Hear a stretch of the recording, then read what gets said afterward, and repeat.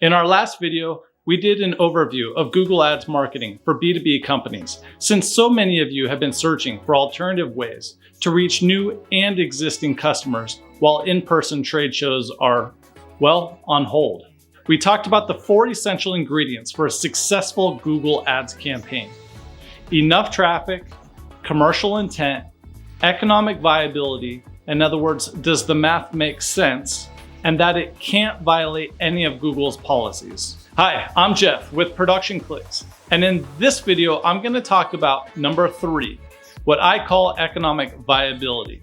And I'm going to talk about this one in more detail because this is the one that most marketers seem to get tripped up on the most. Most people realize that the math needs to make sense in order to maintain profitable campaigns and to see a return on their investment. But how exactly is this done, and how can we measure it? It is absolutely critical that we get this part right. It doesn't have to be nearly as complicated as it may seem. A little grade school math combined with some highly targeted ads, and you just may have a winning combination on your hands. So let's discuss how this is done and the steps needed to make sure that your campaigns are set up for success. First things first, all new campaigns need to be measured, and you can't measure accurately unless you have complete information. Now, you may have heard of conversion tracking. This is essentially making sure that as close to 100% of any leads or sales generated can be attributed to your Google campaigns. Okay, so let's say you get 20 new leads this week. You will need to know how many are coming from Google Ads campaigns versus how many are coming from other news sources, such as organic search, existing customers, referrals, etc. If too many leads are attributed to your Google Ads campaign, then your results are going to look a lot better than they actually are.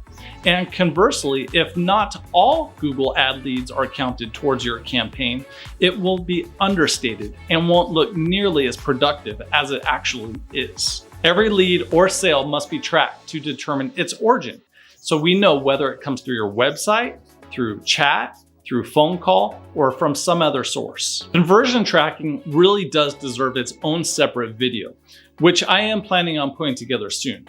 But for now, let's just assume we were able to correctly assign where the leads originated from. So now that we have covered how essential tracking your campaign leads and sales are, let's see what an economically viable campaign looks like. Let's start with a simple example, and then I will take you over and show you our own spreadsheet, and you can take a look at a real-life example of measuring performance to make sure it is economically viable. So let's assume that in the month of January, you spent $1,750 on Google Ad spend for your custom soap business. And let's also assume that you received $6,000 of revenue in return. Depending on your sales cycle, not all of the sales will occur in the same month as your ad spend. But for the sake of simplicity, let's just roll with it. If your gross margin is 35% after your cost of goods sold, that means you have a gross profit of $2,100. Not bad. Now, subtracting out the ad cost, you were left with a campaign profit of about $350. While you haven't made a killing, this is a campaign that can be run in perpetuity if you continue to get similar results, and it is a great way of acquiring new customers along the way. So now, for our real-life example, let's head over to our spreadsheet and get some extra insight. Okay, so now that we've taken a look at a simple example, let's take a look at a more complex example, but one that's also real life.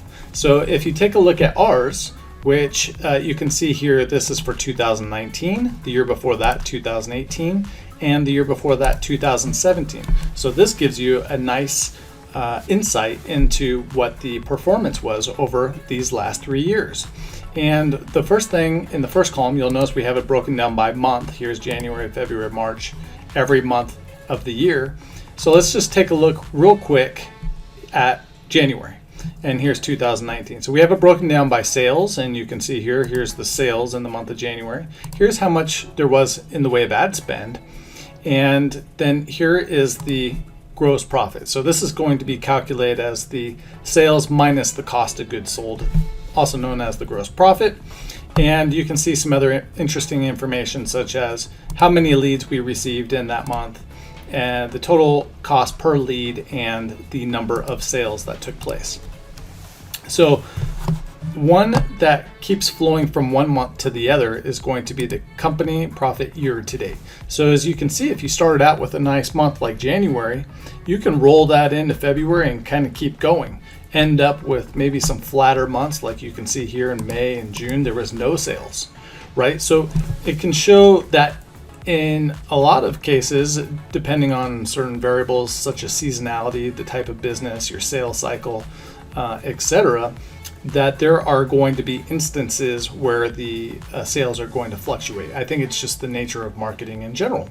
So you can see that here, that having an early start to the year really floats you through, allows you to keep operating those campaigns, even if that month was a loss, because it all averages out. So let's take a look at those averages, and that's going to show up here in the yearly total. So you can see overall, this is how much sales resulted from a campaign. Here's how much there is in the way of ad spend and the gross profit, and so on and so forth. So one thing to note too is that this is going to be sales from the first initial purchase of a customer.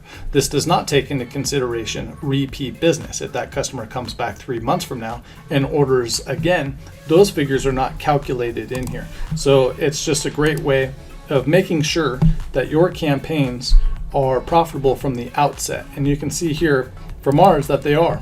You can see in 2018 kind of underperformed in the beginning, but then it kind of picked up steam a little bit. So take a look at this, because this is a way to really track your campaigns, and we do something like this for our clients as a way to measure and gauge the success of any one campaign or all campaigns grouped together as one. I hope you found this video helpful, and if it did, hitting the like button would be really appreciated. Oh, one other thing.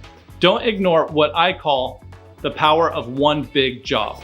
Landing a larger than average order may heavily skew the results in your favor. Pareto's principle says that on average, 20% of your customers will make up 80% of your revenue. These 20% larger order customers will make a big difference with your campaign, but does require some patience since there are generally fewer of them overall. But when they do order, they can make your campaign profitable for the rest of the year and then some. I will talk more in another video about the power of one big job, so that you can see how this affects the performance, and in many cases becomes the bread and butter of any advertising campaign. Marketing in general is an incremental journey, and the more that you can find pockets of opportunity, the more productive your overall marketing will be in the future. You can also check out the show notes below for prior videos leading up to this one, and also for the other resources that we've recently updated, including the status of B2B trade shows for this year. Thanks, and bye for now.